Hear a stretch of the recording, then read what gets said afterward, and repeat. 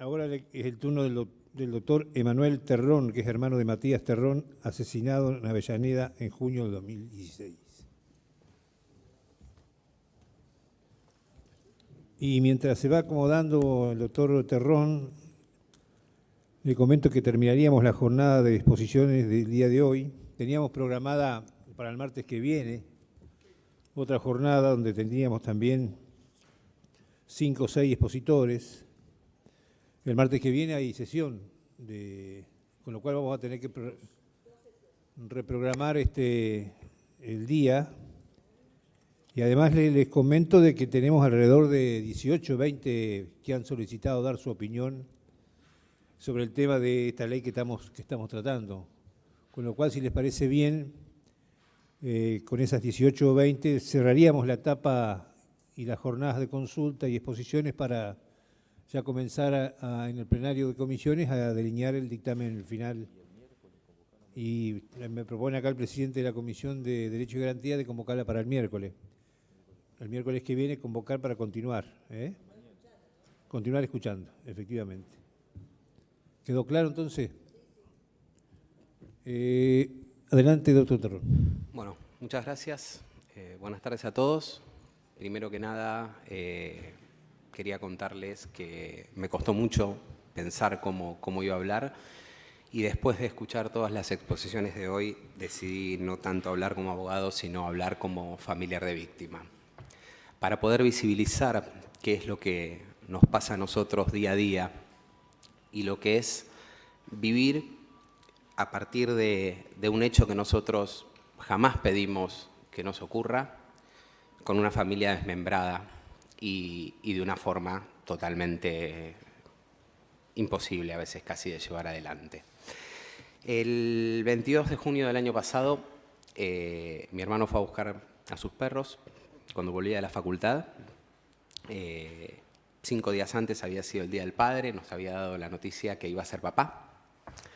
Quiero agradecer a mi familia que está acá ayudándome y acompañándome. Nos había dado la noticia que iba a ser papá. Brindamos por el Día del Padre y 5 días después lo secuestran, lo llevan a un cajero, lo hacen sacar plata. No contentos con eso, le piden llevarlos a su casa. Él decide no llevarlos al lugar en donde estaba su mujer embarazada de 5 días, de una semana, y llevarlos a la casa de mis viejos en Sarandí, que se habían mudado por la inseguridad. No contentos con eso, le ataron las manos en la espalda. Nunca sabemos si corrió o lo hacen correr, y le disparan con un calibre 40, con un arma de guerra por la espalda, y le hacen una herida mortal y él fallece ahí. Yo estaba en mi casa ese día estudiando una ley de emergencia que había salido, trabajo en la provincia de Buenos Aires, estaba con las leyes arriba de la cama y recibo el llamado de mi cuñada que me dice: Emma, a Mati lo secuestraron. ¿Cómo? Ya salgo para allá, le dije. Y salí, perdonen, intentando llegar sin saber dónde estaba él. Mi papá, 2 días antes se había hecho la quimioterapia porque era paciente oncológico y salí a buscar a mi hermano donde no sabíamos qué había pasado. Termino en la guardia de un hospital con una policía totalmente confundida, que no entendían ni lo que estaban haciendo, hablando de un sujeto que llegó en estado cadavérico. Estaban hablando con el hermano. Un policía levanta un celular y lo muestra un fallecido. Yo no sé si yo lo borré de mi mente verdaderamente o no quise mirar el teléfono, la verdad es que no recuerdo la imagen, en una camioneta de la policía. Yo no quise ver la realidad en ese momento hasta que me dijeron que él había fallecido. Estaba esperando que me digan, sabía que le habían disparado, pero no que estaba muerto. Estaba esperando que me digan que necesitaba un órgano, que necesitaba algo, para eso estaba ahí. Mis papás no habían llegado, en el momento me informan que él había fallecido y con la mejor sonrisa le digo a mis viejos para que no pase nada en la ruta, porque había mucha neblina, que vengan tranquilos, que no había pasado nada. Y Mati estaba muerto. automáticamente mando. Mi papá había hablado con los delincuentes, le dije totalmente tranquilos, le dijeron hable el oficial Gómez, su hijo tuvo un accidente, estaba alcoholizado, todo mentira, eran los mismos delincuentes, lo habían matado. Mi papá escucha handys policiales de fondo. Iban con handys policiales sabiendo los movimientos que tenía la policía, por dónde venían, por dónde entraban, dónde estaban las cámaras de seguridad. Automáticamente, a partir de ahí, pasé 72 horas sin dormir, porque hay que contratar una cochería, hay que hacerse cargo de ir a la morgue judicial a reconocer el cuerpo. Después de una autopsia, te entregan a un hermano y no quiero ser morboso, es la realidad, es lo que yo viví, en una mesa de disección, como si fuera una cosa, y no la persona que vivió 31 años con vos. Pido disculpas porque esto pasó hace menos de un año y soy de los más nuevitos en esto, ¿no? Estoy recién en la etapa instructoria. En el tiempo, al tiempo fallece mi papá de esta enfermedad, no soportó la muerte de un hijo. Recurrimos a asistencia a la víctima de la provincia de Buenos Aires. Tardaron 2 meses en llamar. Sí agradezco a las autoridades, a las nuevas autoridades, pero no a los funcionarios de ese momento. La primera vez me dicen, no, mirá, realmente no tenemos recursos de cómo ir hasta allá, no tenemos auto. Bueno, está bien, mirá, la verdad que por mí no lo necesito por mi mamá, que perdió un hijo y no tengo palabras, no sé qué decirle, no sé cómo afrontar la situación, lo necesito por mi viejo que está enfermo y por mi cuñada que está embarazada y no sé qué decirle.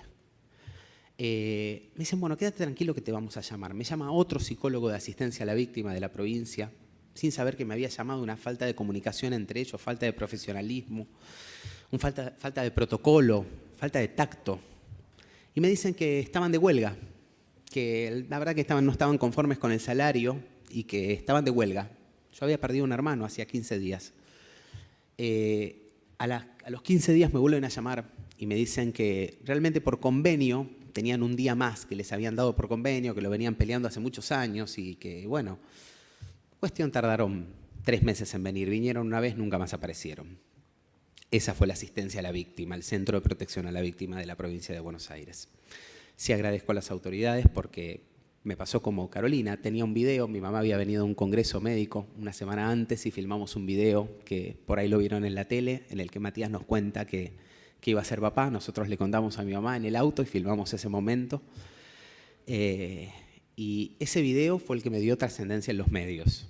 Lo primero que piensa la víctima es en ir a los medios. Esa noche, que fueron 72 horas despiertos antes de la cochería, automáticamente lo primero que pensaba en la clave del celular de mi hermano para tener la geolocalización del teléfono. Dije, tengo que juntar pruebas, es el momento más importante. Ya mi hermano estaba muerto.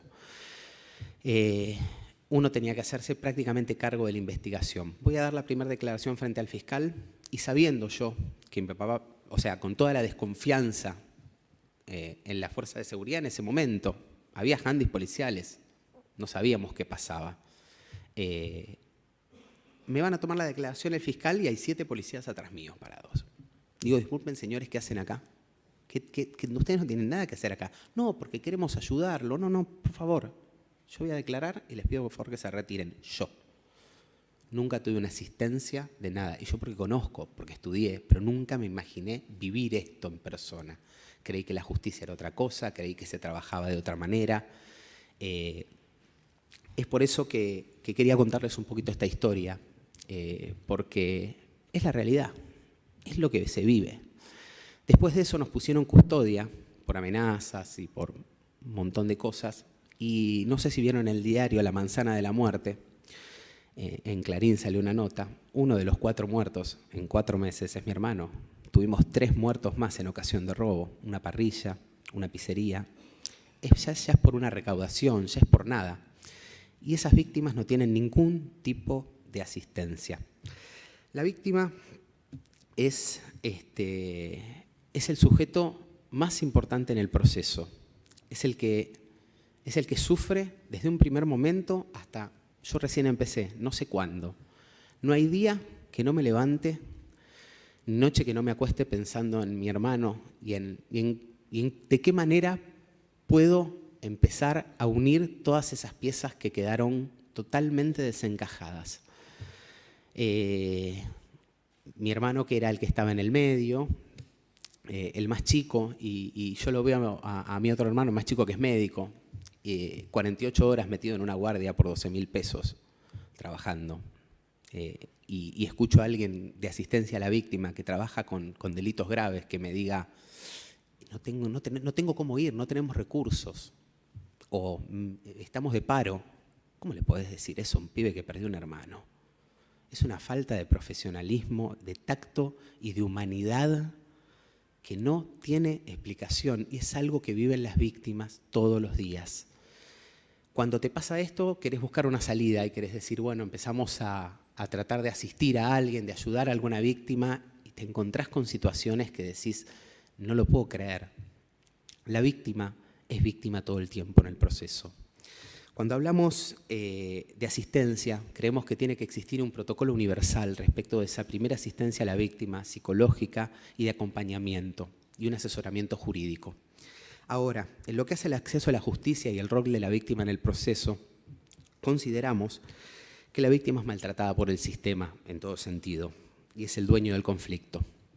Entonces, como dijo Matías, como dijo Carolina, y como sostenemos muchísimas víctimas, porque tanto Caro como Mati lo que hicieron fue reflejar lo que escuchamos todos los días, desde aquella marcha de Para que no te pase, que venimos pidiendo basta de impunidad. ¿Es tan loco pedir eso? ¿Es tan descabellado? Somos olvidados, somos relegados y somos resignados de todos los lugares. Queremos tener una participación en el proceso. Hoy voy a decir algo que muchas de mi familia no lo saben, porque son cosas que una víctima vive para tratar de cuidarlos a los demás, pero que me parece que es importante que se sepa. Yo estoy en la etapa instructoria, constituido como particular damnificado. En provincia, el particular damnificado viene a ser una especie de querellante, para aquellos que no entienden, porque también creo que hay que bajar el nivel de la palabra para que todos podamos entender qué es esto, ¿no? Estoy constituido y me entero que mi hermano estuvo 23 minutos tirado en la calle esperando una ambulancia. Una ambulancia que está a 4 cuadras. A 4 cuadras de donde lo mataron. Dentro del municipio de Avellaneda nosotros pagamos un servicio, 84 pesos por frente, de un servicio de seguridad y emergentología. Por ambulancias, diferencias políticas, no quiero aceptar el SAME, que venga, que no venga. Avellaneda tiene sus propias ambulancias, nunca vinieron. Me costó horrores abrir una causa por el tema de la ambulancia. Rogarle al fiscal, a quien le agradezco también por haberme escuchado, poder abrir una causa porque los considero también responsables de la muerte de mi hermano. ¿Saben qué contestó la municipalidad? Que alguien la canceló. Yo digo, frente a eso, ¿no abrís una causa penal? Un fiscal no, yo no tengo la posibilidad, estoy atado de manos. Cualquier medida que quiero pedir, no la puedo medir. En la etapa instructoria, el proceso penal se divide en 3 partes. La etapa instructoria, el juicio oral y la ejecución, como explicó Matías. Yo estoy en esa primera etapa.